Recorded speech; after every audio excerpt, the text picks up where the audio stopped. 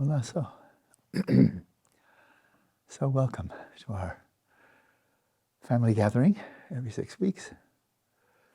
I feel like a whale that stays submerged for 6 weeks and then comes up, breaches, and then for a little while blows off a lot of hot air and takes a big breath and then goes back down again.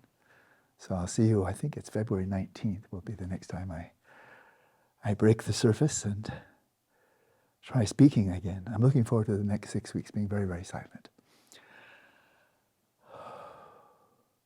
But I must say I've been a little bit quietly looking forward to having the opportunity to share with you today the Dharma that has been bubbling up to the surface of my mind over the last 6 weeks. It's really sublime Dharma. And I was asked some weeks ago by one of my students, from Russia actually, if I would grant the Bodhisattva Vows. And my first response was, no, I'm in retreat. And then I recalled that I had received online over this past year the Bodhisattva Vows from His Holiness the Dalai Lama, which he gave on December 29th of 2022. And I found it immensely moving. It's available still online. But it's preamble to granting the precepts, and then these hundreds of monks chanting the 7-limb devotion from the Dzogchen Murlam, the king of prayers of the conduct of Samadhibhadra. And then his granting himself just the pith core liturgy of taking the precepts. And I just found it tremendously moving. So I thought, well, why don't we follow in the footsteps of His Holiness and grant these vows, bestow these vows, in just the way he did, except he is this great Bodhisattva, and I'm simply one of his lesser disciples.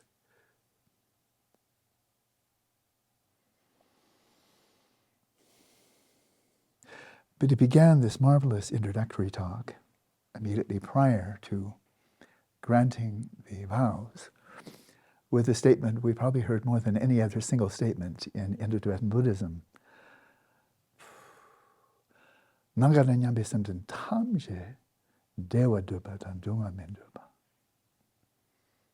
How many times we've heard this in Tibetan, that all sentient beings throughout space, every single one without exception,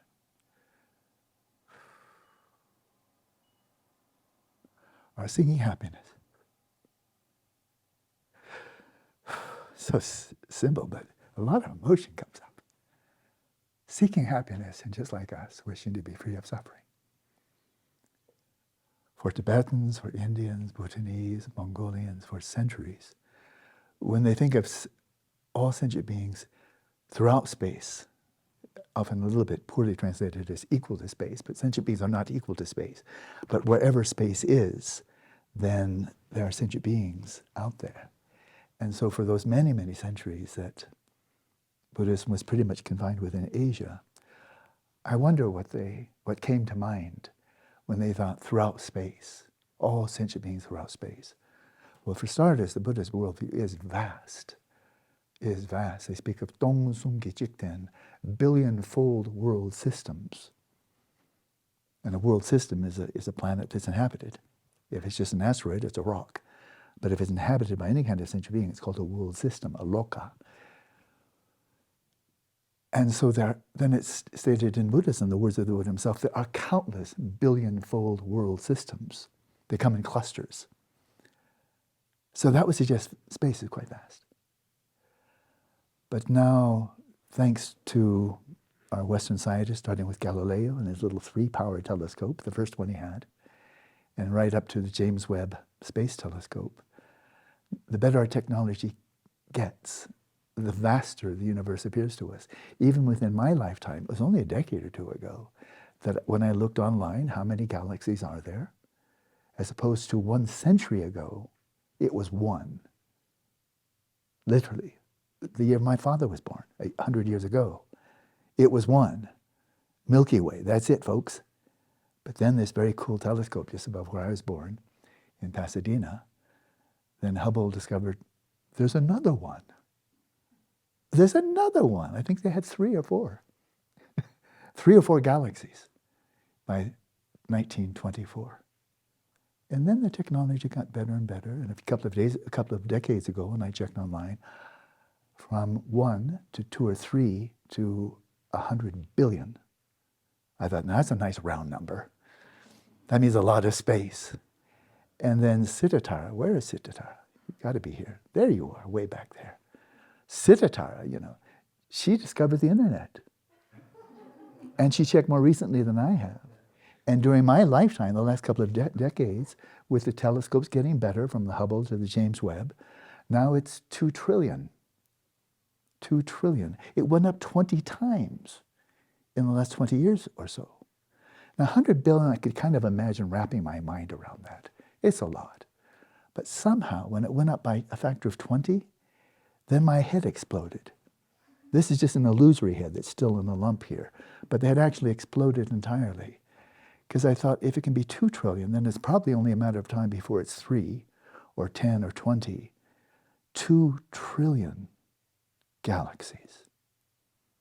2 trillion. 1 trillion, we kind of think, okay, that's probably it. But no, it's 2 trillion. And my jaw has not gotten hinged back on my face again. And then we'll wonder, how big is it? Well, how big is a galaxy? Well, the little bitty ones, the little miniature ones, the little cute ones, have 100 billion stars. Only 100 billion. That's the little one, that's a miniature galaxy, have 100 billion. But the biggest one they found has 100 trillion stars. So in other words, the biggest ones are 1,000,000 times bigger than little baby ones. Does that expand your mind? To think that in all these worlds and all those stars, how many have planets circling them, and among those, how many of those planets are inhabited? And the Buddha had declared, wherever there's sentient beings, beings with minds, mind-havers, we all want the same thing. We're all asking the same question.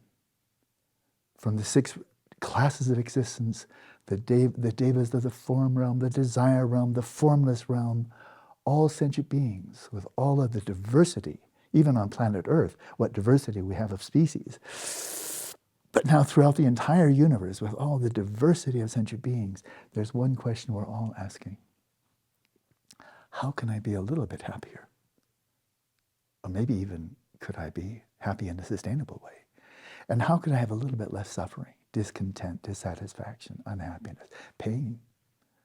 Or could I even be free entirely? All sentient beings are asking that question. Every single one of them. Evil people, virtuous people, animals, pretas, devas, you name it. All asking that question. That's what makes us sentient beings. We have minds, but it's not just that our minds know things and so forth. But having a mind means having feelings. Having feelings means we want this kind and we don't want that kind. Every single one.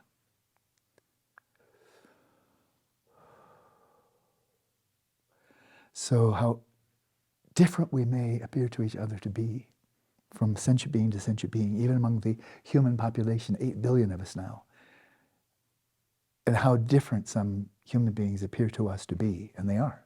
Temperament, conduct, beliefs, and so forth.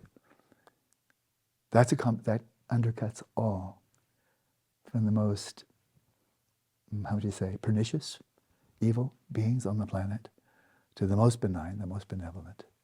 This undercuts all of that. It's the common ground where we can see ourselves in the other and the other in ourselves. Whoever you look at, whether it's a crocodile, whether it's a politician, whether it's a crocodile politician, whatever it may be, there's that common ground. Fundamentally, you're doing what you do, whether you're talking to a crocodile or whether you're talking to a tyrant. What you're doing, everything you're doing is because you want to find happiness. And this is your best idea. And everything you're doing is because you want to be free of dissatisfaction, unhappiness, maybe low self-esteem. And this is your best shot. This is the best you've been able to come up with. Nobody thinks when they're young, I want to be evil, I want to be really evil. It just turns out that way because of their plan. What's your strategy?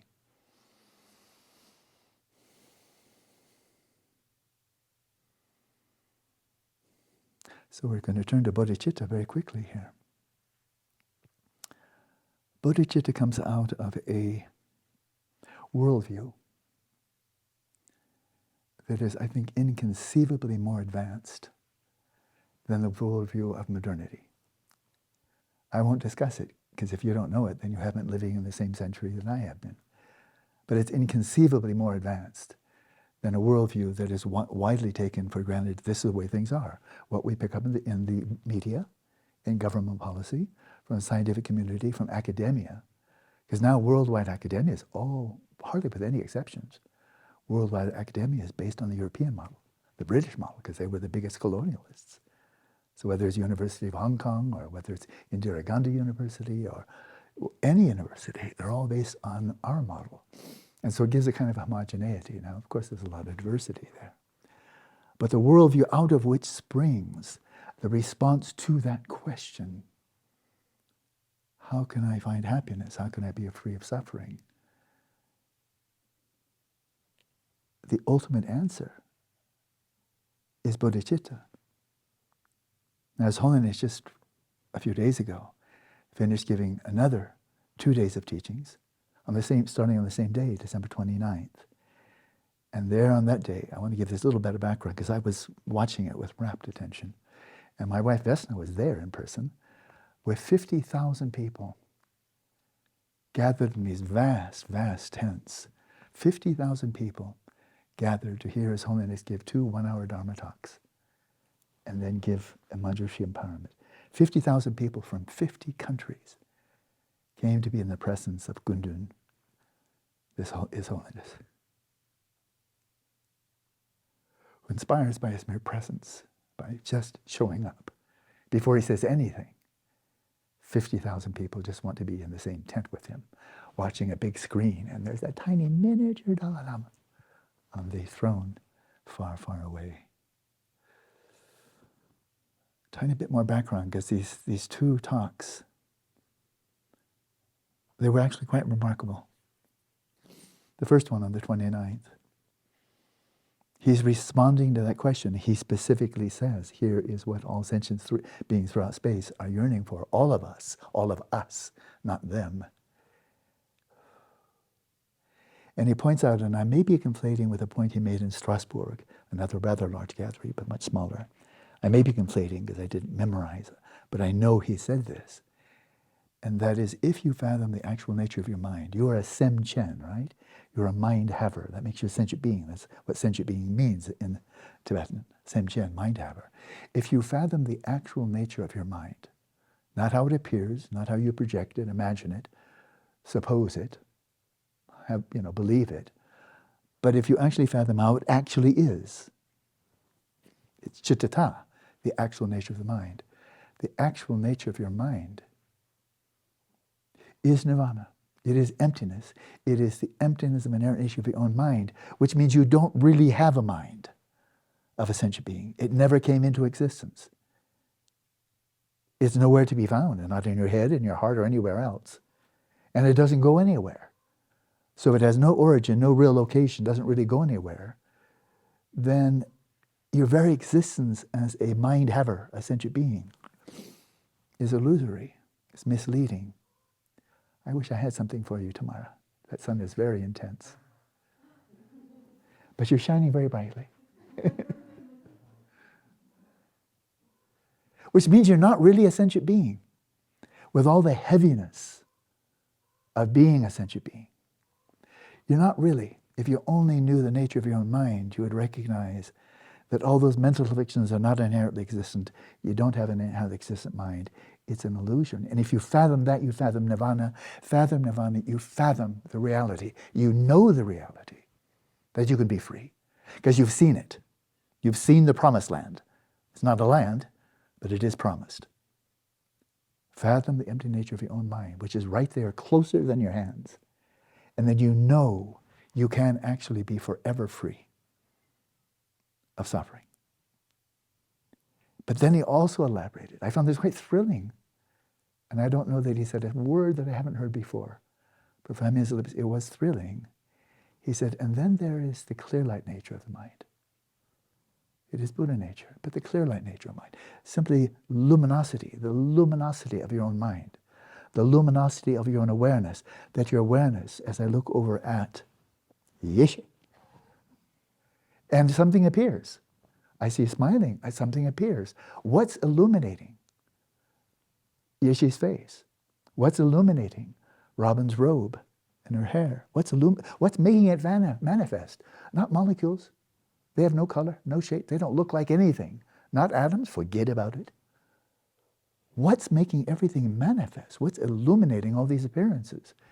It is that luminous aspect of your own awareness that makes manifest everything that we know. And here's the punchline. That luminous aspect of your mind, of my mind, and the luminous aspect of the Buddha's mind, the omniscient mind of a Buddha, the Dalai Lama said, they are not different. They're not different. That luminous nature is your Buddha nature. That is Rigpa, when you really actually ascertain its nature as unconditioned, beginningless, timeless, transcendent. That's the one characteristic we have in common with all the Buddhas. Their bodies are different, their minds are different, their compassion is different, their lack of mental afflictions, that's very different. But the one thing we have totally in common with the Buddhas, which is available right now, we can identify it and we can rest there. We can dwell there, we can make our home there, is the luminous aspects of our own mind. Now, is this something mysterious, hidden, esoteric, secret? No. If you were in a perfect sensory deprivation tank, where there is no sensory input at all, and some Merlin can wave his wand and make your mind just go quiet, as if you're deep asleep, but just quiet. No imagery, no thoughts, no memories, no imaginings, no activities of the mind, just quiet, still. What remains is the luminous aspect of your own mind. And that is no different than the luminous aspect of the Buddha's mind. Ascertain that, and then you will know that you can become a Buddha. Because you've seen right into the very essential nature of the Dharmakaya, the luminosity of your own awareness. This is not something esoteric. You have to imagine or believe it. Shamat is good enough to get a good start.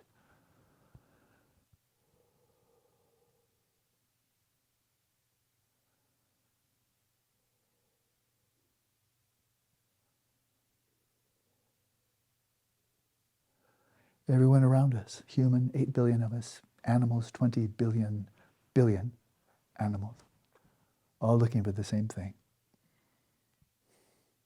The animals pretty much acting out of their programming, genetics, don't have much choice. You won't find many vegetarian crocodiles out there. They do what they need to do. And they're following the program. Nobody programmed them. It's chunyi. It's just the way things are. Survive and procreate. Survive and procreate. Not a lot of leeway there. As a cockroach, a kangaroo, a crocodile, and so forth. They don't have a lot of choice. They are pretty much going to be acting like kangaroos, which is all about survival and procreation, and then finding as much happiness as you can, avoiding pain as much as you can. But what sets us apart, we human beings, from all of the other known species on this planet, highlighted in the Buddhist tradition, what is distinctive about us human beings? Mashi Dongoa. We know how to speak. It not just, but E equals MC squared, and Shakespeare's sonnets, and Kant's a priori knowledge, and so forth. We know how to speak. Man, do we know how to speak. Like no other species comes anywhere close. And then not only do we have speakers, but we have people who understand. And that is distinctively human. So as we set out from birth onwards to try to find happiness and freedom from suffering, we have this extraordinary capacity to learn from others. The whole notion, I won't see it until I believe it, that's what a chimpanzee would say. But we human beings don't have to rely on just what we can see. Cockroaches do that. Animals all do that. I saw it, I believed. I saw food, I believe there's food. I saw a female, I believe there are females. That's pretty much it. They can't pass on knowledge that they don't see for themselves. But we can.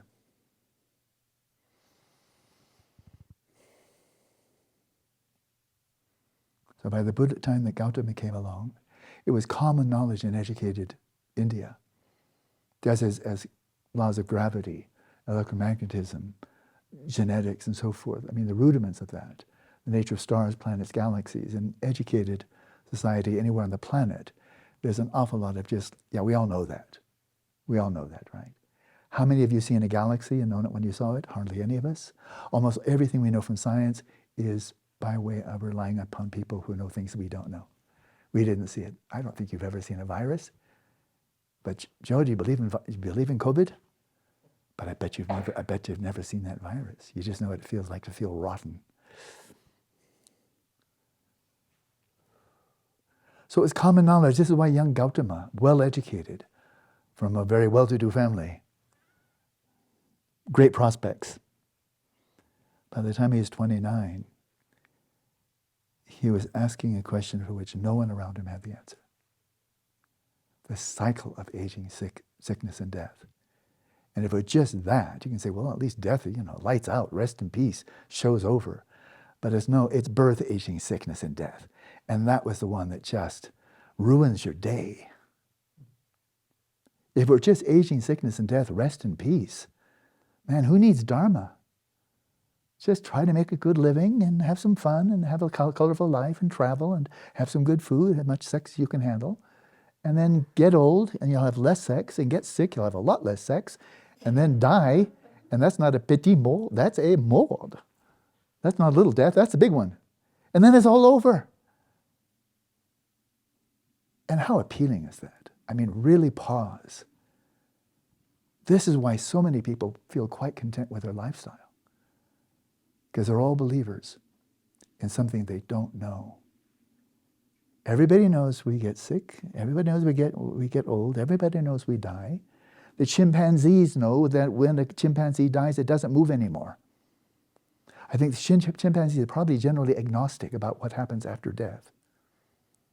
I don't know. We should be able to do better than that. People who pride themselves on being agnostics, why don't you just join the chimps? There's lots of agnostics out there. Of course we're ignorant. But who isn't? And how can we know? And the Buddha Dharma, the Buddha himself in the Pali Canon, the Kalama Sutta said, don't just rely on hearsay. Don't be gullible. Don't just believe what other people say, or it's written in the scripture, or some very charismatic people told you, or your teacher told you, or it just kind of sounds nice. Don't. He admonished his disciples, don't rely on me in one of the Mahayana Sutras. Don't rely on me just out of faith. You could, that's easy. But no, use your head, use your heart, use your intelligence. And if my words are true, the more carefully you investigate them, the more true they will appear. And if my words are false, the more carefully you investigate them, the more false they will appear. I challenge you, I dare you, don't just accept my words on faith, because it's lazy and too much is at stake.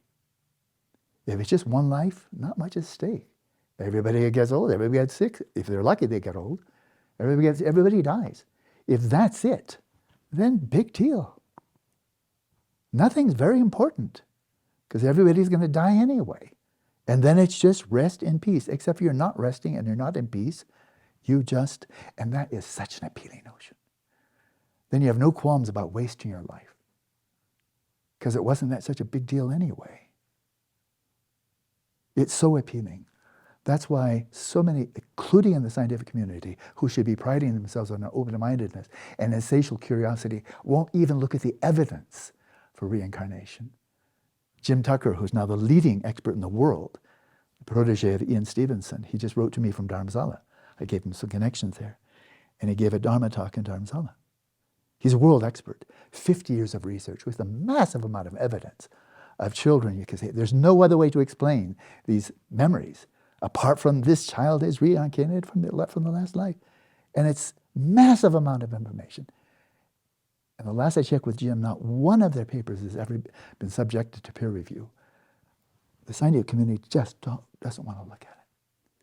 Because if they looked at it, if they had to be open-minded, they'd have to change everything about their profession and their own identity.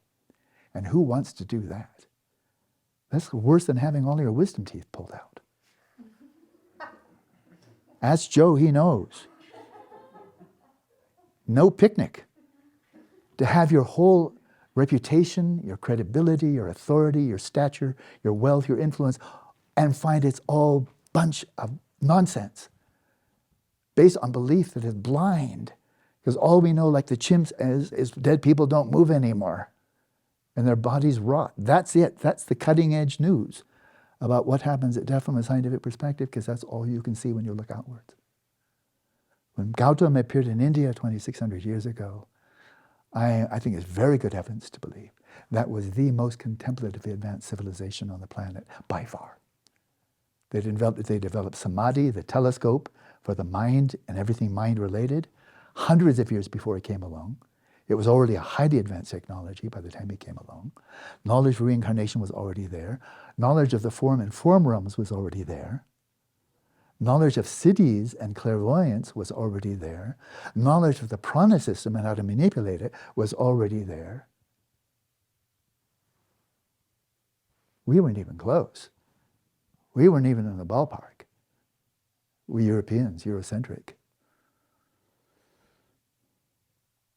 And what people, the sages, the cutting edge, the most brilliant contemplative scientists of the era were looking for, they weren't finding. Many thought they had found it, but then it turned out not so much.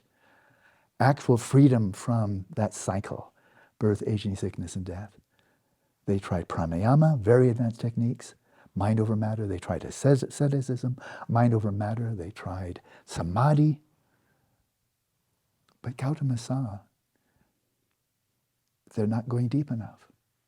And after 6 years of asceticism, then the thought arose. When I was a youngster, I just had a free ride into the first jhana, into shamatha. It just rose spontaneously. But he recognized there under the rose apple tree when he was a youngster that his mind was calm, it was stable, it was clear, imbued with the 5 jhana factors. So serviceable. He got a glimpse, like a teaser, like a trailer of a movie that won't come again for another 30 years. And then he thought back, might that be the way? Not as an end in itself, samadhi as an end in itself, but a means coupled with vipassana. Might that be the way? He re-achieved shamatha, and then the rest is history. So we need to get on with the Bodhisattva precepts. But he found what he was looking for. It's the first one he had that historical era. Nobody in the recorded history, Buddha's way long before, that was before the recorded history. The third Buddha, the second, the first in this eon with 1,000 Buddhas. But he was the first one, and he knew it. He achieved it, and he knew it. This is freedom. And it is possible. And thousands of disciples achieved it, following his words, putting to the test of experience what he claimed was his own.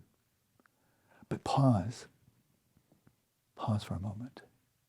Would you be content? I'm asking you not to answer right now, but would you be content to achieve such liberation that is eternal, never ever being exposed to suffering and the cause of suffering ever again, off the map, off the realm of anything we can imagine, not non-existent, but not into our category of existent either, this arhat without remainder?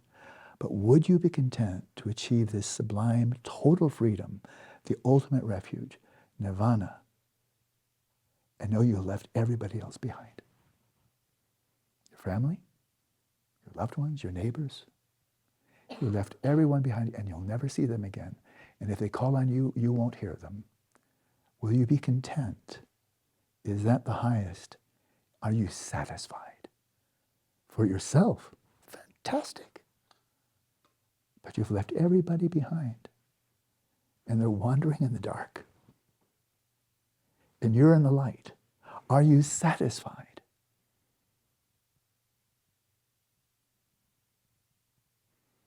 If not, then you need Mahayana. It's not enough.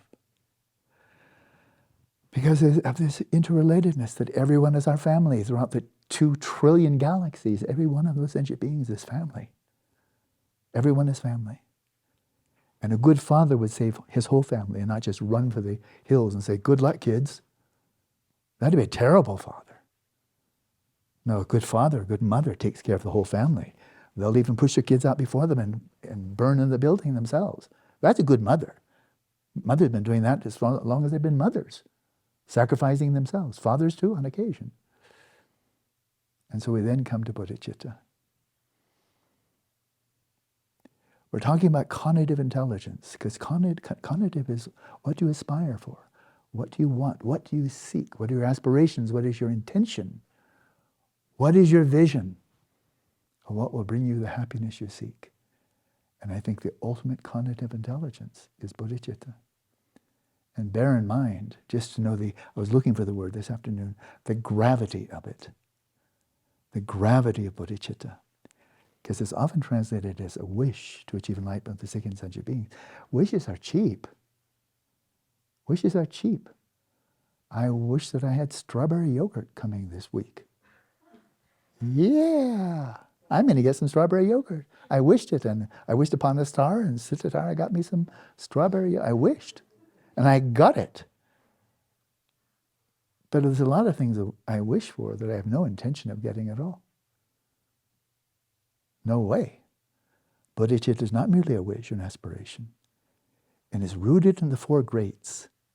Let's just take the first one in the liturgy. Why couldn't all sentient beings find happiness and the causes of happiness?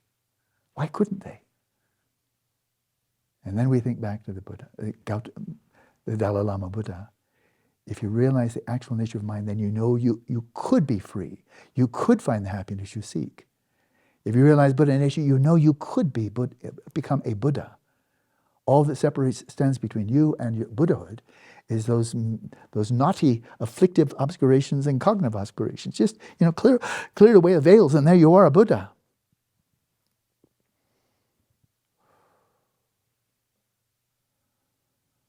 So it's a pledge, it's a promise.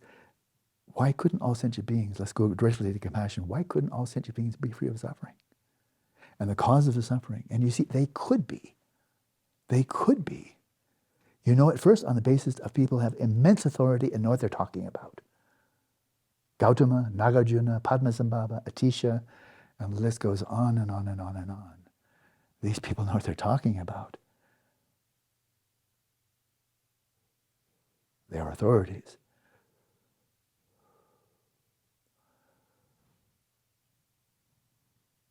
May they be free. May we all be free of suffering and its causes.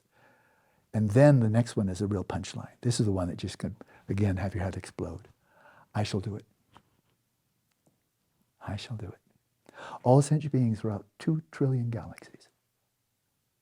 Going back, not quite 13.8 billion years, but going back quite a few billion years. And then going forward billions of years more. I shall do it. Look at this little guy. Look at this little guy. He's already almost 74 years old. Look at this little guy. I shall do it. I'm calling the Buddha as my witness. There's no higher court than that. I'm calling the Buddhas as my witness. In the presence of the Buddhas, I'm calling out to all sentient beings throughout space. I shall free every single one of you from suffering. Forever free.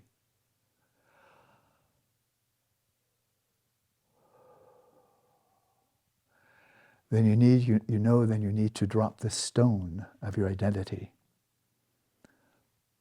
piercing right through everything you think you are as a human being, man, woman, American, Brazilian, piercing through that like a hot knife through soft butter, cutting right through that, cutting right through the substrate consciousness. That's just this individual continuum wandering around in samsara, cutting right through that, cutting all the way down to Buddha nature, the unconditioned primordial luminosity of your own mind. That's Buddha mind. And Buddha mind, when unveiled, the Dalai Lama said just a few days ago, this luminosity of your own awareness that you can ascertain right now, and you've been ascertaining time and time again in your meditation, that's going to turn into Buddha mind. It's not omniscient now, we know that. But it's going to. All you have to do is apply the antidotes that's stifling it, encaging it. Just remove the veils, throw off the husks with antidotes that you can apply. And then that luminosity of your own awareness will turn into the luminosity, the omnipresent luminosity of a Buddha's mind. That's it. All you have to do is remove. Take off. And so as Only said repeatedly on the 29th, a few days ago, for the sake of yourself, conative intelligence of yourself, is it worthy for you to seek happiness? Seek your own happiness. Seek your own freedom. Absolutely. If you don't do it, who else is going to do it? You want somebody else, you're going to outsource it? I'm too busy, but I'll give you $10,000, do the job for me, have a nice retreat. Doesn't work that way. So if you're not taking care of, if you're not, you are your own master. If you're not taking care of yourself, nobody else is going to do it. You can't just, help me, Buddha, but I'm busy. Doing other things that I value more than Dharma. And Buddha, I don't know what he'd say, but I think, help yourself, bud.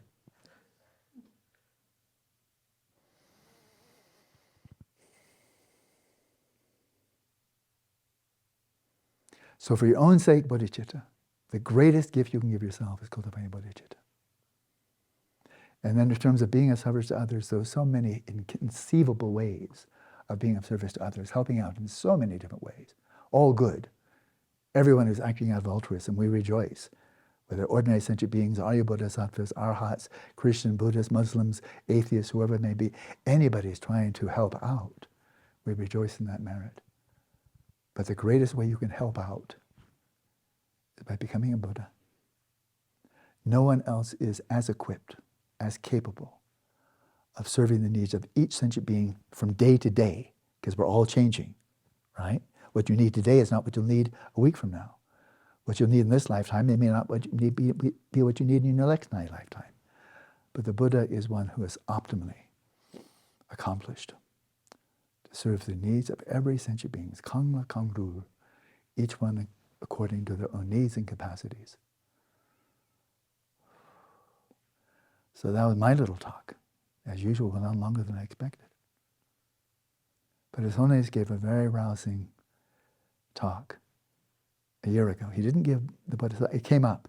He said, shall I give Bodhisattva precept this time? Nah. He moved on. And the second day, then that was the first day, and then the second day, on the 30th, then he spoke at quite some length about bodhicitta, about realization of emptiness. And then he said, I will guarantee with absolute certainty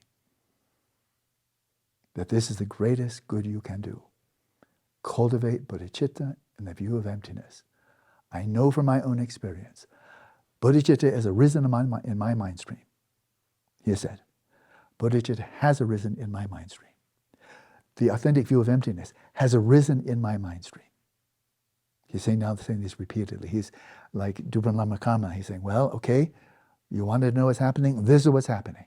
And I know from my own experience, from practicing for the last 70 years or so, this is the most beneficial. It's good for your health. It's good for your longevity. Good for your happiness. It's best for other people, best for yourself. This is the core Dharma. Not all those visualization mantras, they're all very good, very, very good. But he said, I've been practicing Vajrayana, I don't see much benefit. All the visualization mantras, very, very good, but I don't see much benefit. Transforming the mind, bodhicitta and view of emptiness. And he said, I feel very close to the second path of preparation. Except I don't have shamatha. I've been too busy. being a Dalai Lama is a full-time job. The 13th Dalai Lama, after the Manchus invaded, and he had to flee, the British invaded, and he had to flee to Mongolia, and then years later was able to come back, and then the Manchus invaded from the east, and then he had to flee down to India, where the British were, and they were the ones that invaded in the first place. Even with all of that, and then finally going back to Tibet, even the 13th was able to take off for a 3-year retreat, right in the middle of his Dalai Lama-hood. But not this one, because this one faced a crisis like the Tibetans have never faced. He's the greatest. If the 5th Dalai Lama was the 5th, was the great, this is the greatest. He's the perfect Dalai Lama. But he didn't give many time off. He said, just shamatha, haven't achieved shamatha.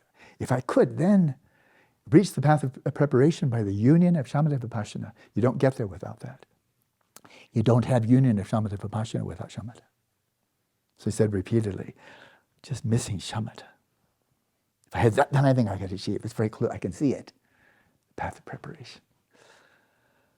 Okay. I haven't even touched the notes yet.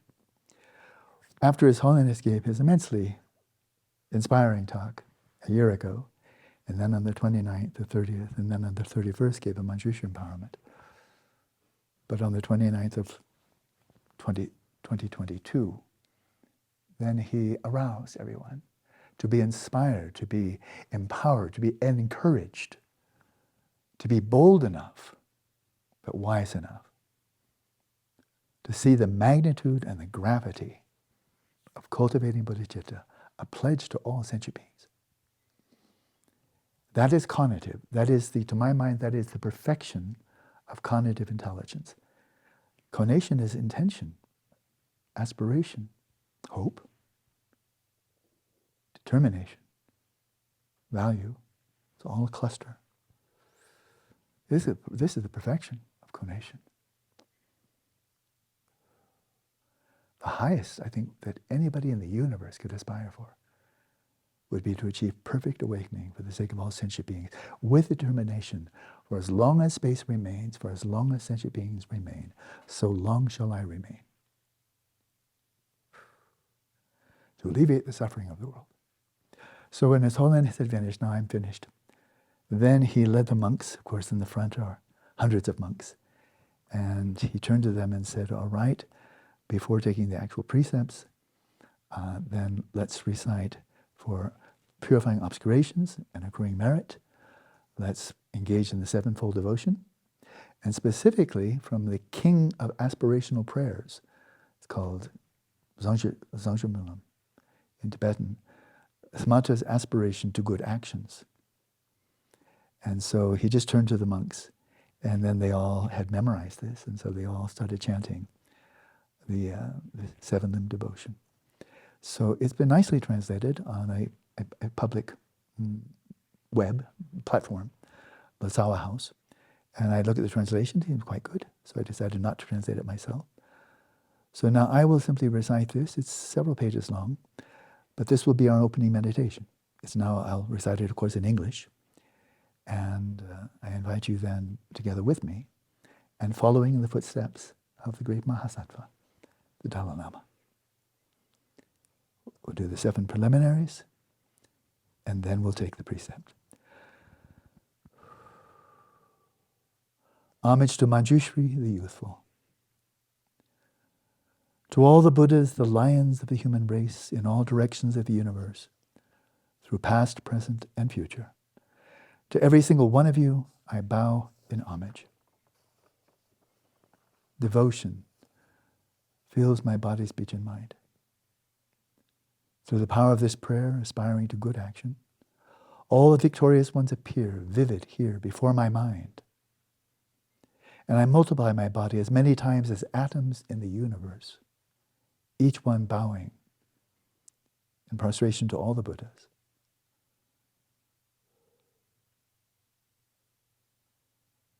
That's the homage. Then secondly, the offering. In every atom preside as many Buddhas as there are atoms. And around them, all their Bodhisattva heirs, And so I imagine them filling completely the entirety of space, space of reality. Saluting them with an endless ocean of praise. With the sounds of an ocean of different melodies, I sing of the Buddha's noble qualities and praise all those who have gone to perfect bliss, the Sugatas. To every Buddha I make offerings of the loveliest flowers, of beautiful garlands, of music and perfumed ointments, the best of parasols, and the brightest lamps and the finest incense. To every Buddha I make offerings, exquisite garments and the most fragrant scents, powdered incense heaped as high as Mount Meru, arranged in perfect symmetry. Then the vast and unsurpassable offerings inspired by my devotion to all the Buddhas and moved by the power of my faith in good actions, I prostrate and offer to all of you, victorious ones. And the confession. Whatever negative acts I have committed while driven by craving, hatred, ignorance, with my body, my speech, and also with my mind, before you I confess and purify each and every one.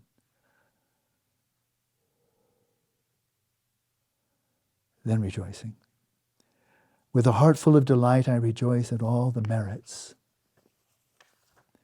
of Buddhas and Bodhisattvas, of Pratyeka Buddhas, those in training, and the Arhats beyond training, and every living being throughout the entire universe.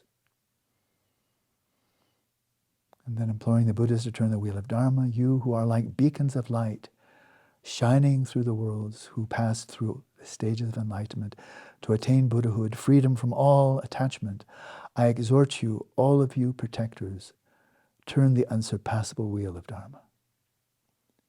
Joining my palms together, I pray to you who intend to pass into Nirvana, now requesting the Buddhas not to pass into Nirvana. Joining my palms together, I pray to you who intend to pass into Nirvana, remain for eons as many as the atoms in this world, and bring well-being and happiness to all beings. Finally, the dedication.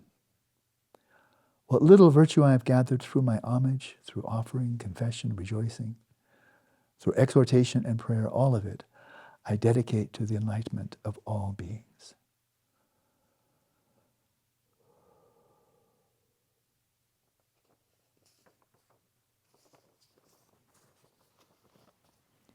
And then His Holiness turned to a very concise liturgy. It's the one he chose. There are various liturgies. We're taking the Bodhisattva Vows, but this is the one that he chose. And I've translated it carefully into English. I think it's accurate. So here, traditionally this would be a time that you bend on one knee, but for some of you in the rows, not so how to say easy. So you can imagine, that's quite sufficient.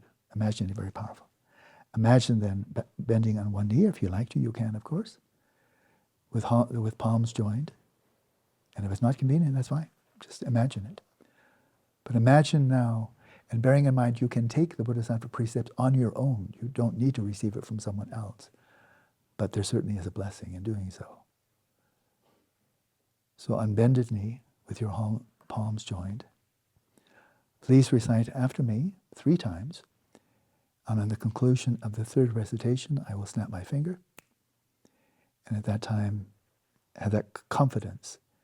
You've now received, now in your mind stream, there dwells the Bodhisattva vow, the Bodhisattva promise, the commitment, with all of the commitments that go along with that, of avoiding the 18 root downfalls and avoiding the 46 kinds of misconduct. So 3 times we'll recite, and then on the 3rd time we receive. I take refuge in the 3 jewels. I disclose each and every misdeed. I rejoice in the virtues of living beings. I bear in mind the enlightenment of the Buddha. In the Buddha, Dharma, and Supreme Community, I take refuge until enlightenment. in order to perfectly achieve my own and others' welfare. In order to perfectly achieve my own and others' welfare, I shall generate bodhicitta. I shall generate bodhicitta. Having generated supreme bodhicitta, Having generated supreme bodhicitta, I will invite all sentient beings as my guests I will invite all sentient beings as my guests and engage in the supreme exquisite conduct of the bodhisattvas. Of the bodhisattvas. of the Buddhism. May I achieve Buddhahood for the benefit of all sentient beings. May I achieve Buddhahood for the benefit of all sentient beings. Again, with the Buddhas as your witness, all sentient beings, we are addressing, we recite a second time. I take refuge in the three jewels. I take refuge in the three jewels. I disclose each and every misdeed. I disclose each and every misdeed. I rejoice in the virtues of living beings. I rejoice in the virtues of living beings. I bear in mind the enlightenment of the Buddha. I bear in mind the enlightenment of the Buddha. In the Buddha, Dharma, and Supreme Community, In the Buddha, Dharma, and Supreme Community, I take refuge until enlightenment. I take refuge until enlightenment. In order to perfectly achieve my own and others' welfare, In order to perfectly achieve my own and others' welfare, I shall generate bodhicitta. I shall generate bodhicitta. And having generated supreme bodhicitta, And having generated supreme bodhicitta, I will invite all sentient beings as my guests I will invite all sentient beings as my guests and engage in the supreme, and engage in the supreme exquisite conduct of the Bodhisattvas. exquisite conduct of the Buddhism. May I achieve Buddhahood for the benefit of sentient beings. May I achieve Buddhahood for the benefit of sentient beings. And now, third and final time. I take refuge in the three jewels. I take refuge in the three jewels. I disclose each and every misdeed. I disclose each and every misdeed. I rejoice in the virtues of living beings. I rejoice in the virtues of living beings. I bear in mind the enlightenment of the Buddha. I bear in mind the enlightenment. In the Buddha, Dharma, and Supreme Community, In the Buddha, Dharma, and Supreme Community, I take refuge until enlightenment. I take refuge until enlightenment. In order to perfectly achieve my own and others' welfare, In order to perfectly achieve my own and others' welfare, I shall generate bodhicitta. I shall generate bodhicitta. Having generated supreme bodhicitta, Having generated supreme bodhicitta, I will invite all sentient beings as my guests I will invite all sentient beings as my guests and engage in the supreme, and engage in the supreme exquisite conduct of the Bodhisattvas. conduct of the Buddhism. May I achieve Buddhahood for the benefit of sentient beings. May I achieve Buddhahood for the benefit of sentient beings.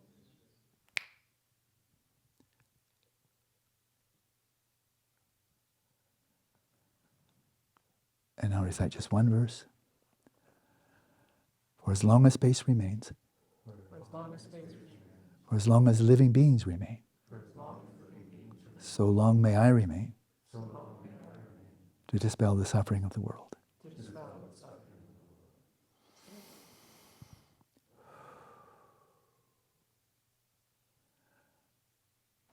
So now you've received the Bodhisattva precept.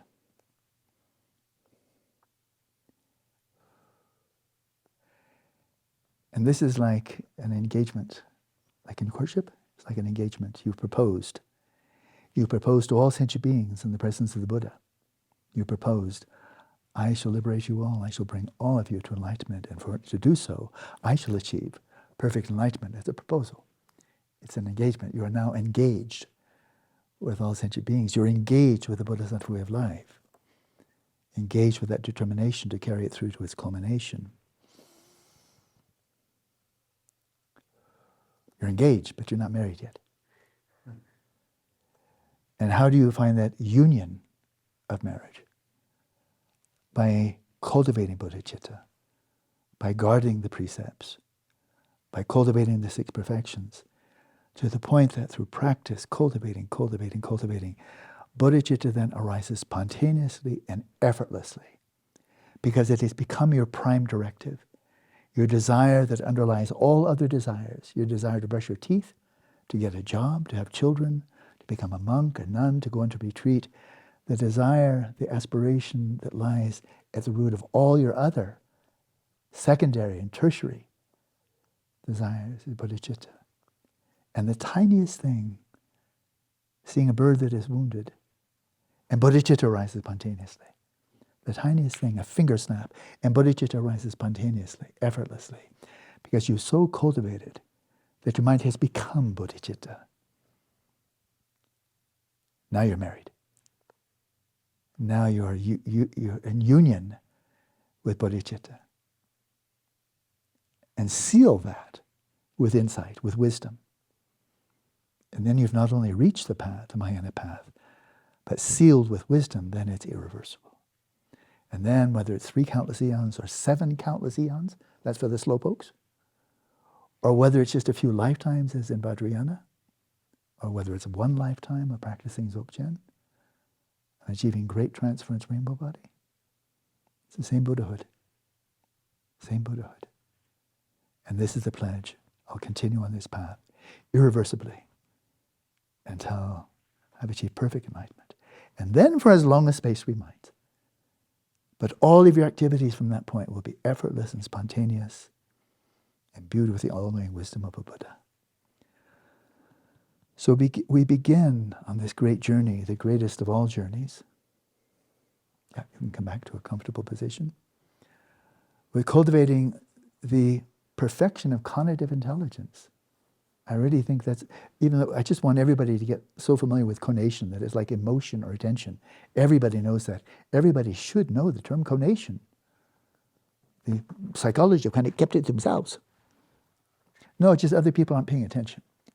But it's as important as any of the other faculties that we have, attention, intelligence, emotion, and so forth and so on. Conation, it's motivation, for heaven's sakes. But conation is a good term. Conative intelligence is a good term. And that's how we start. As we go back, and all of us throughout the 2 trillion galaxies are wishing to find happiness and be free of suffering. What's your plan?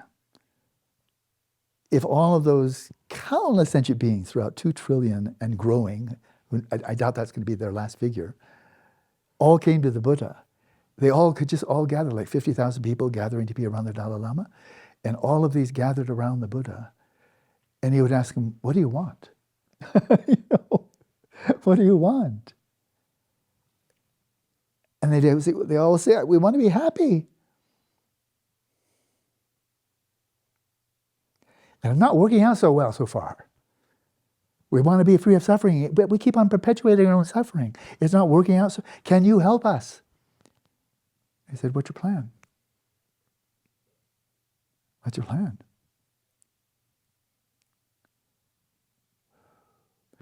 You have to stop what didn't work. You have to give up. Samsara is not working out, trying to perfect samsara. You've had countless lifetimes to try to perfect it. Where has it gotten you? That pursuit of wealth, of power, prestige, sensual pleasures. How's it worked out? And Gautama at the age of 29 said, it's never worked out, it will never work out, and I've got to try something radically different. Because the status quo is just going to lead to more aging, sickness, and death, and it's no rest and peace anywhere in sight. It's birth and then aging, sickness, and death, and it never, ever stops. No wonder nobody wants to believe in this.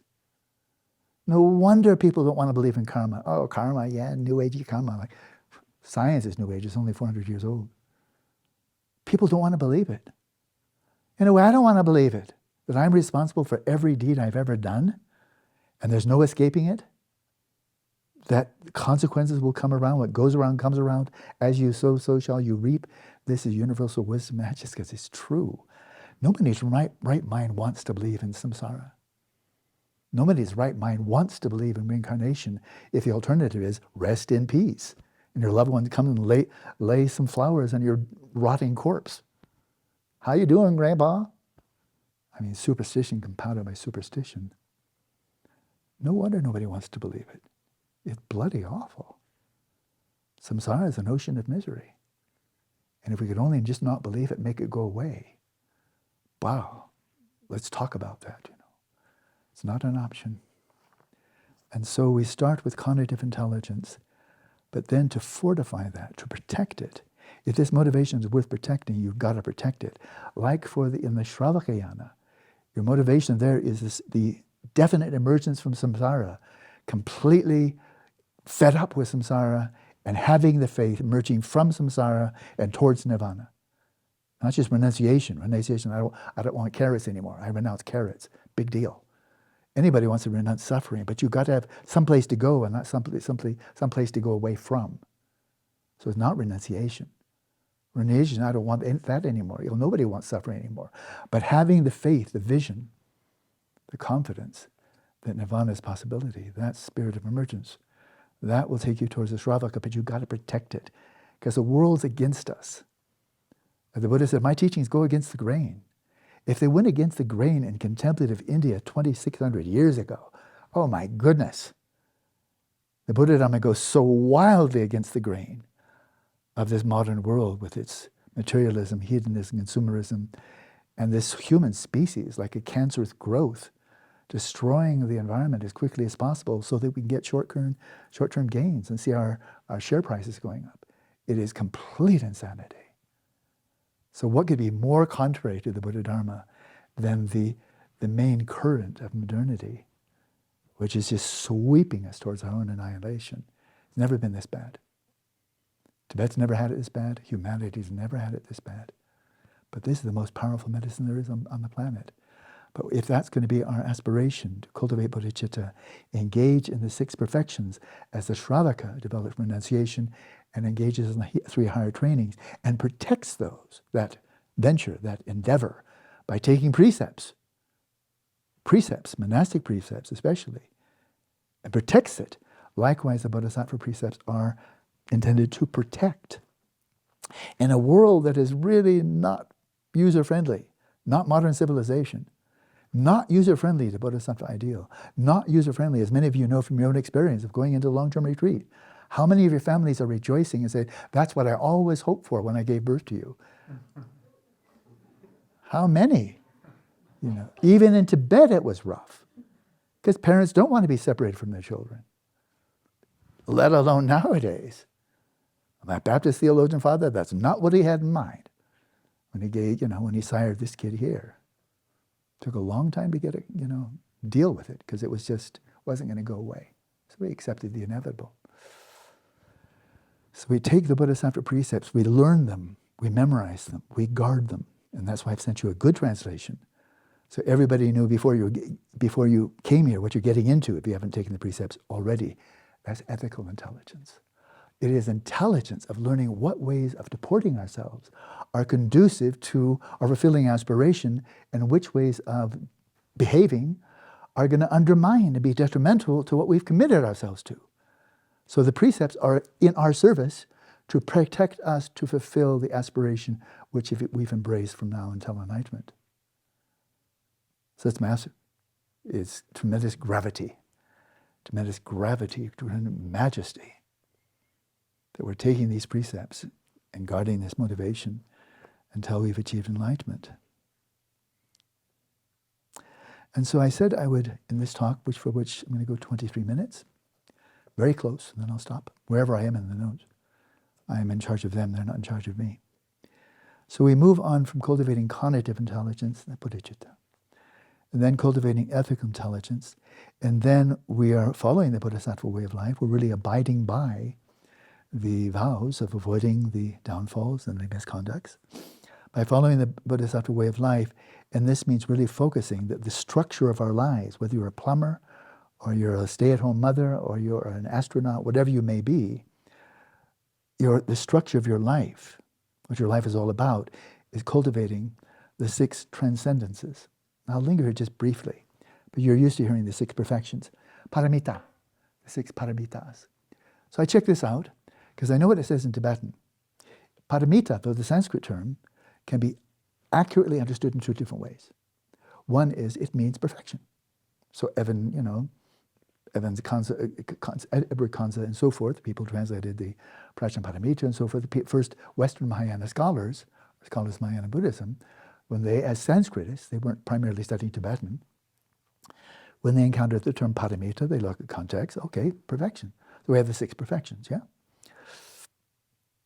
But when the first Tibetans met with Vimalamitra, Chandrarakshita, Padmasambhava, Kamalashila, and later Atisha and other great pundits from India, when Buddhism was in full flower, Mahayana Buddhism, full flower in India, these Lotsawas, the primitive ones like me, met with these great sages 800, 1,000, 1,200 years ago, and they spoke with these masters.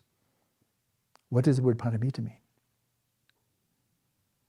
And how they translated it is not Punsun Sopa or pulujungwa, or other words, it could be perfection or bountiful and fantastic.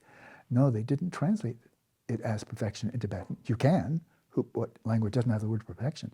No, they translated it as jimbe parudu chimba. It's not the perfection of generosity. It's the transcendence of generosity. Now, you don't transcend generosity by saying, oh, good, then I don't have to be generous. And then you don't achieve the transcendence of ethics. Oh, God, I didn't want to be ethical anyway. I transcend ethics. Not for me, but thanks anyway. Now, you have to perfect it first, but then you have to transcend it. You have to perfect ethics and then transcend ethics. Perfect patience and then transcend patience.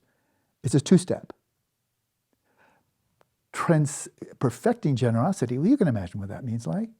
Your body, your speech, your mind, everything you own, I give it all without attachment, without any clinging to all sentient beings.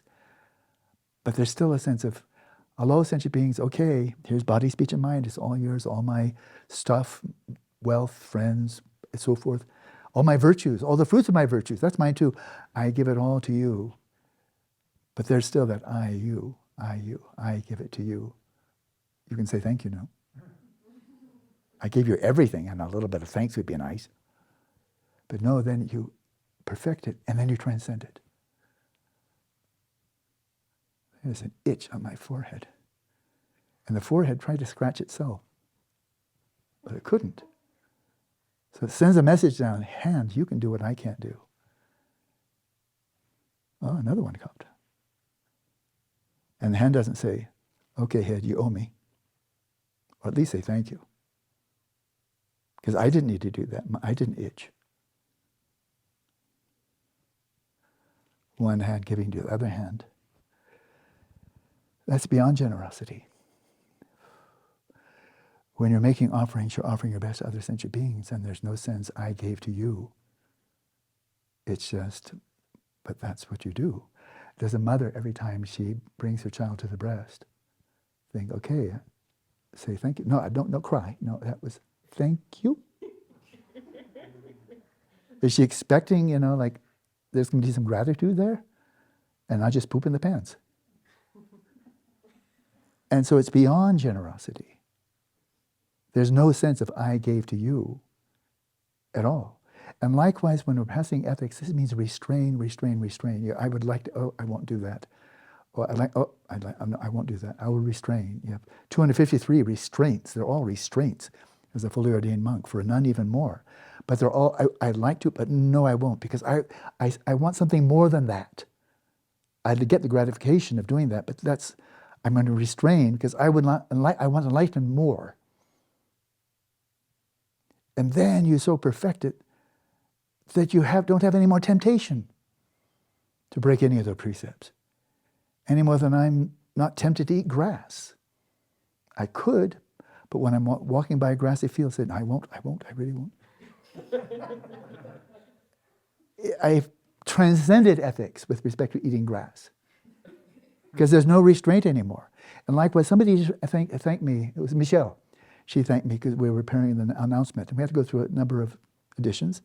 And she said, thank you for your patience. And I said, what patience? What patience? We had to do multiple edits, like, what's new, pussycat? I wasn't being patient. You did your best, and I saw a correction, and I sent it back to you, and then we're finished, and we sent it out. There was no patience. I never practiced patience. I haven't perfected anything, but I wasn't being patient, right? Because it doesn't come up. There's no resistance. There's no patience. Enthusiasm, cultivate, cultivate, cultivate. After a while, you're beyond trying to cultivate the perfection of enthusiastic perseverance. Because there's nothing you'd rather do.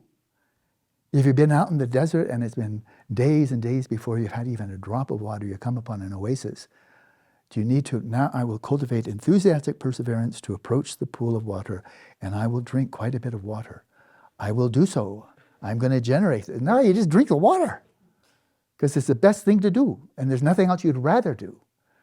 And likewise, you already know as Dzogchen practitioners, you've heard of non-meditation. Well, the best meditation is after you've developed shamatha, after you develop vipassana, after you've cultivate, and you cut through to pristine awareness, then it's non-meditation. It's also the fourth yoga in Mahamudra. That's the perfection of meditation where you're not meditating anymore. Because you're resting in Rikpa, and meditating means using and transforming and striving with your mind and cultivating your mind. Well, you've cultivated it a lot until you don't need to anymore. And like a boost, like a rocket that, spends all the fuel in the bottom part and then just drops it away. Now, and then just cruises at 35,000 miles away on the way to the nearest planet or whatever. It was useful, but once you're beyond the gravitational pull of this Earth and you've got the thrust, then you're just kind of hanging out until you bump into Mars, wherever else it was you wanted to go. But you don't need to hit the afterburner. You don't need to keep on meditating. No, you actually deactivated 9 different ways. Everything you could possibly do as a sentient being. And then it's a free ride. And then wisdom. Well, wisdom starts out as one of the 51 mental factors. Object, apprehending, ascertaining mental factors. It starts out intelligence.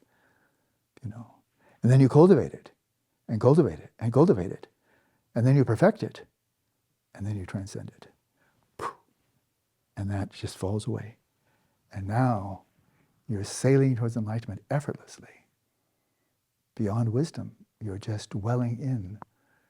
Beyond prajna, you're dwelling in jnana, primordial consciousness. And that takes you all the way through to the end. The transcendence of wisdom. So this is the cultivating of ethics and ethical intelligence. And you cultivate these 6 transcendences, first perfect them and then transcend on the basis of guardian Bodhisattva precepts.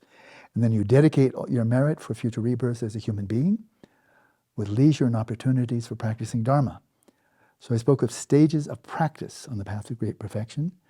There is no great perfection, there is no Vajrayana generally, and there's no Mahayana generally without bodhicitta. So I could have spent a lot more time with the 4 revolutions and outlook and so forth and so on. But no, we'll just start with bodhicitta, assuming a lot of background there. And so then, this is the first step. That's going right to Dzogchen, if you wish. And that could be good enough. There are great beings, such as His Holiness Dalai Lama, such as Kandula. I've heard her speak. Many of you probably saw the dialogue with Daniel Ikin at Wisdom, where the issue of Pure Lands came up, and Sukhavati came up. And she says, I'm praying not to be born in Sukhavati. I don't want to go. I don't want to go. I don't want to go. I want to keep on coming back here, where I can be a benefit. Nobody needs me in Sukhavati. They got Buddha Amitabha. They're taken care of. But I want to come back, and I don't want to come to Amitabha. His Holiness Dalai Lama, I've never heard once his mentioning, oh, in my future life I want to go to Amitabha. Nope, I'm coming back. I'm coming back. These are great beings. These are the great beings. So they know wherever they go, they will go as a great being. A Ranjung Kandama, a self-emergent Dakini. She didn't have to strive diligently in this life to become a Dakini. She came in that way. His Holiness, he commented in the book, The Story of Tibet, I'm the reincarnation of the 13th Dalai Lama.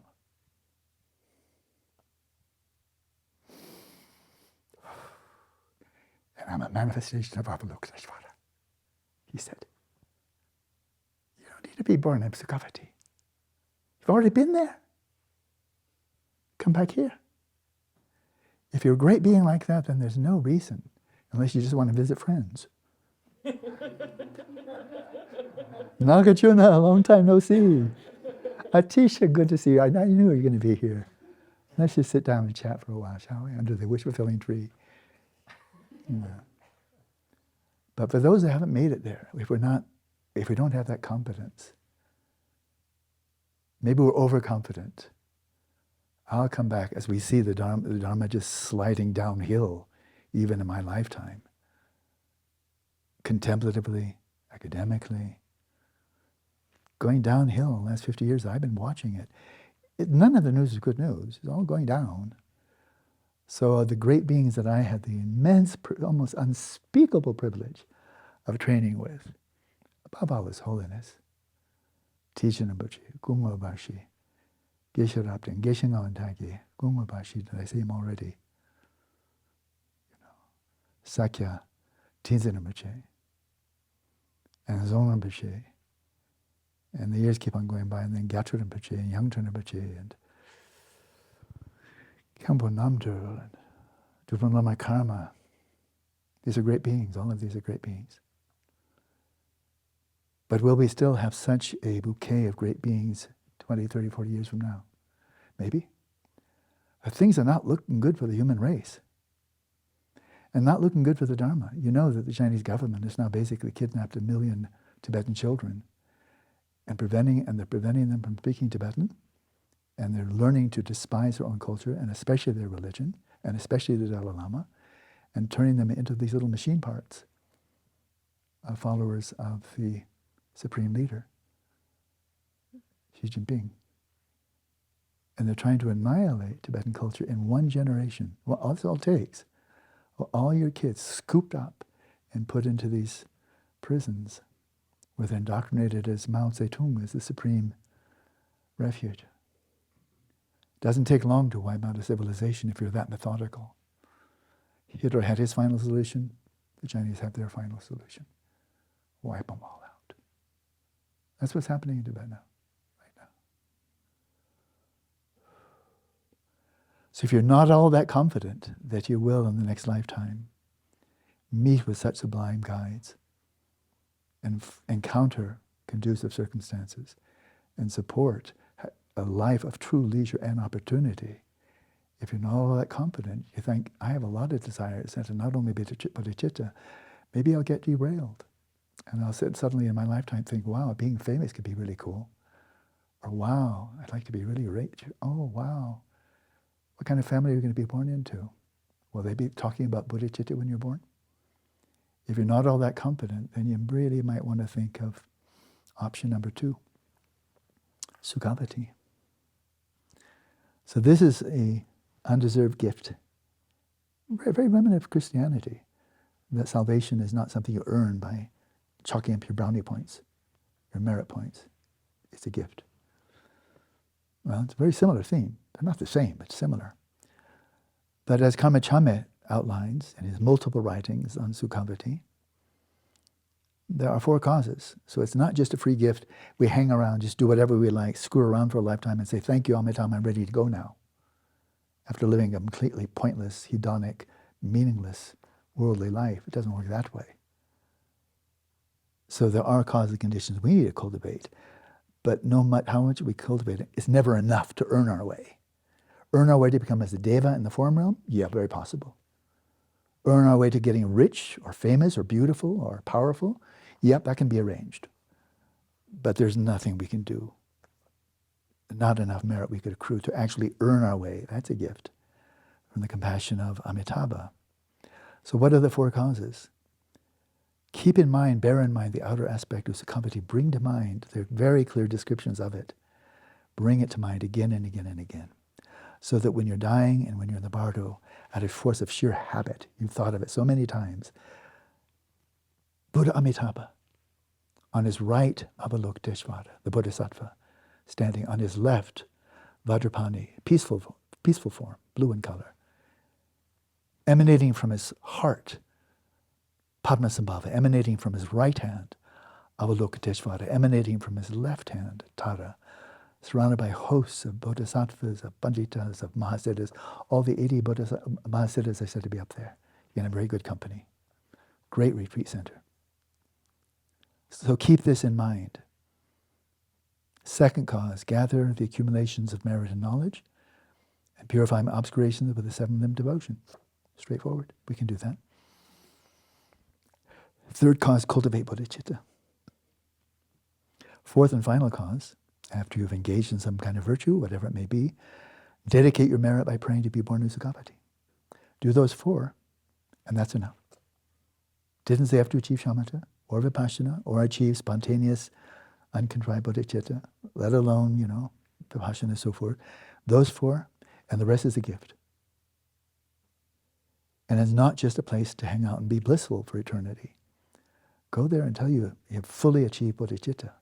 Go there, train under the great masters of Atisha himself, Nagarjuna and the Mahasiddhas, and practice there in the best of all retreat centers, an emanation of the mind, the compassion of Amitabha, until you know, I'm a bodhisattva. As the Dalai Lama says, I know I am now a bodhisattva. I know I've reached the first path, irreversible, he knows that. Get to that point where you are a Mahasattva. And now you look back on earth, which you can see. You're not blind, you're not in just some heavenly realm. And you can see, what's the situation now? Planet Earth. Probably you want to come back here. And you look at the situation, and then you'll have that confidence. At some point you'll have a confidence. If I go back now, I'm certain I can be of benefit. More so than staying here. And then down you go. Beam me down, Scotty. You know, direct your attention there. Boom, you go down there. And they'll all turn out well. You're going to come down as a tuku. Whether anybody recognizes you, who cares? What a bummer to be identified as a tuku. It's almost like a curse to my mind. You get good teachers, probably. That's a cool thing. But besides that, all the bells and whistles, my goodness. I have to gag a maggot. So that's ethical. Those are the 4 causes. Then we have a little bit of time for something you've heard me talk about some time back. I can't quite remember when. Attentional intelligence. You remember that one? 3rd in line. On the basis of ethics, living a very harmonious life in harmony with others, cultivating bodhicitta, altruism, avoiding misconduct as well as you can, there is the indispensable foundation for then refining your attention. Because we're all born with defective minds. I mean, the vast majority of us. Defective minds. It's really a rotten deal. But it's not our parents' fault. It's not anybody's fault, not God's fault or Buddha's fault. But we're born with really seriously defective minds. And that's the Conative afflictions, delusion, craving, hostility. But then there's all the baggage of our afflictive and toxic habitual propensities past life. We're bringing those as well. We have a vast inheritance from our previous lives. But our minds are really lesu mironga. They're unfit for service. They're broken. They're broken. They're really defective. So if somebody had actually created the minds of all sentient beings, there should be a class action lawsuit upon the part. We want a total recall. I mean, you know, Tesla makes some crummy automobiles. Bring back 1 million automobiles because they're defective. They have to bring them back and then fix them, right?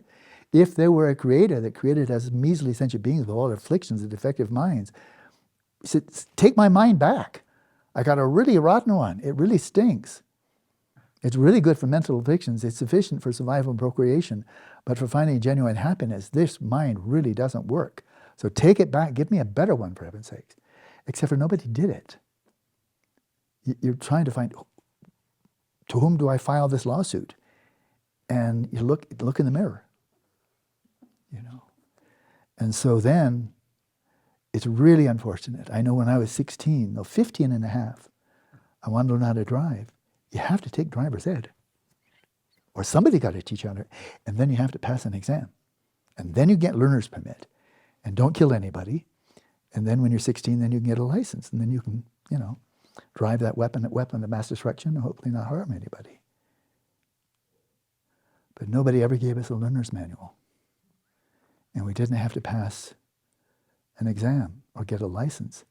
Because the most destructive weapon on the planet Earth is human mind. Nothing more destructive.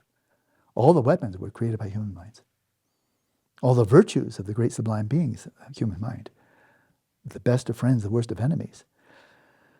But nobody gave us a user's manual to learn how to use it, let alone how to fix it. But the Buddha did, the great spiritual friend.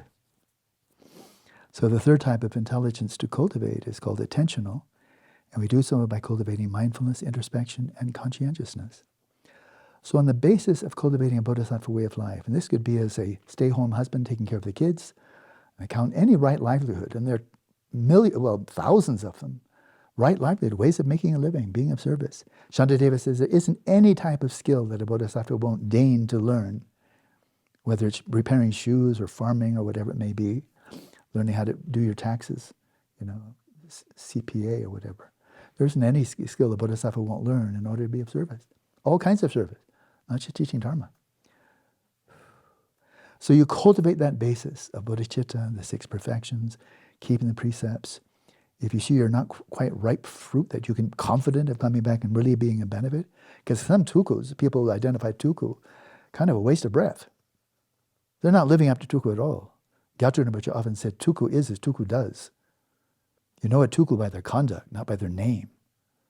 Some tukus, Gyatso Rinpoche said, some disgrace, big name, you're the 3rd tuku, blah, blah, blah. What are you doing? Screwing around like everybody else. Nothing different.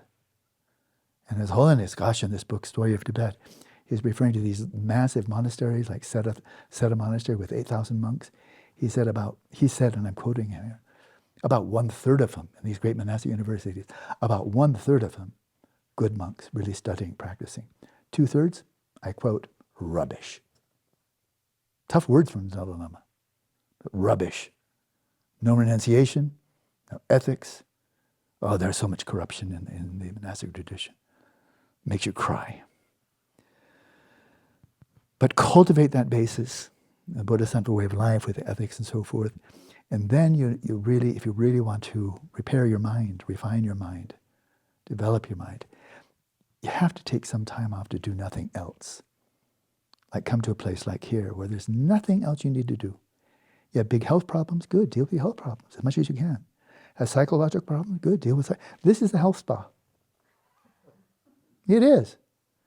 If you can come here and get physically better, because a lot of you are suffering from physical stuff, good. If you can get over that, good. Good. We're not just here to grin and bear it. We're here to grin and get over it.